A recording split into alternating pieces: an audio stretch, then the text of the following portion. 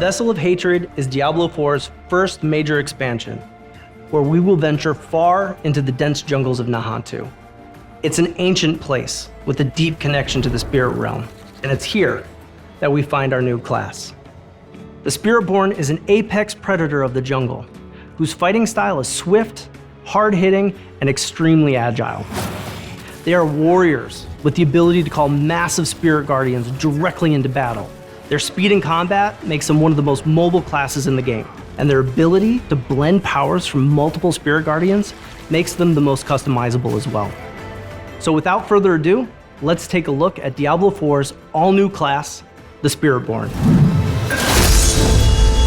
There's a whole story to tell with these spirit guardians. It's a class that's so rooted in the world of Nantu.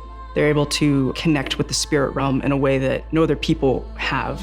You call the spirit guardians into battle with you. They infuse all of your skills and you channel and fight alongside them. I remember early in development, the class team coming to me so excited about this piece of concept art. It was a hero holding this quarterstaff high into the sky, and this massive spirit creature was rising up behind him. And that's where the Spiritborn began. The Spirit Guardians are the 4 main spirits that the Spiritborn works with. We have the eagle, the centipede, the jaguar, and the gorilla. The eagle is mostly based around precision and impact and movement throughout the battlefield. They're really good at taking down priority targets and getting in and out of combat. With the centipede, a lot of that is about crowd control. You have poison primarily that helps slowly over time kind of take them down and feed that poison into them. The jaguar is a fire damage type, which if you think about fire, it's fast, it's ferocious, it's vicious.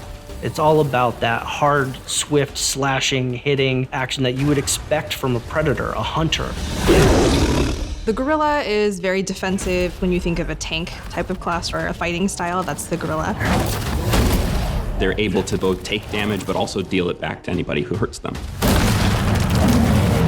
I think we're covering a nice spectrum of themes going from the gorilla to the centipede.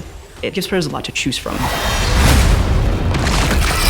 Even though a lot of our powers are inspired from many classes that we've seen across the franchise, we really felt it was important to do something new. The Spiritborn's playstyle is very unique because it's got the speed and the agility of the rogue, but it's also physically brutal, just like the barbarian, and that's all layered with these fantastical effects, very similar to the sorcerer.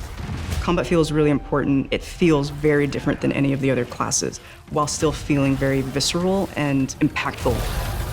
You can assign skills for any of the spirit guardians to your skill bar, like maybe something from Jaguar that you want to hit quick and you want to hit hard, but you also want to have an option to defend yourself and maybe take a step back, so then you would choose something from the gorilla skill kit instead. The Spiritborn's class mechanic is called the Spirit Hall. Players can choose from the 4 spirits to empower their skills with a passive ability that allows them to further customize their builds with devastating effects based on each spirit's core themes. There's a playstyle to fit anyone.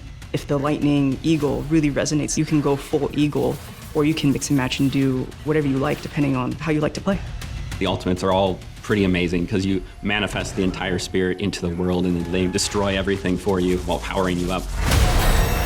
The centipede, for example, it bursts out of the ground. It's basically throwing poison everywhere, and it just feels really awesome, and it makes you feel insanely powerful. The Spiritborn's bringing 2 new weapons to the game. The first one was the glaive. It's a double-bladed staff weapon that's very focused around heavy damage. We chose the glaive because it lends itself well to the martial arts fighting style that the Spiritborn has. The second new weapon that the Spiritborn is bringing is the quarterstaff. It's a very fast and very agile weapon. They're often punching or kicking their enemies, but if they want to extend themselves into battle, the glaive and the quarterstaff really allow them to do that.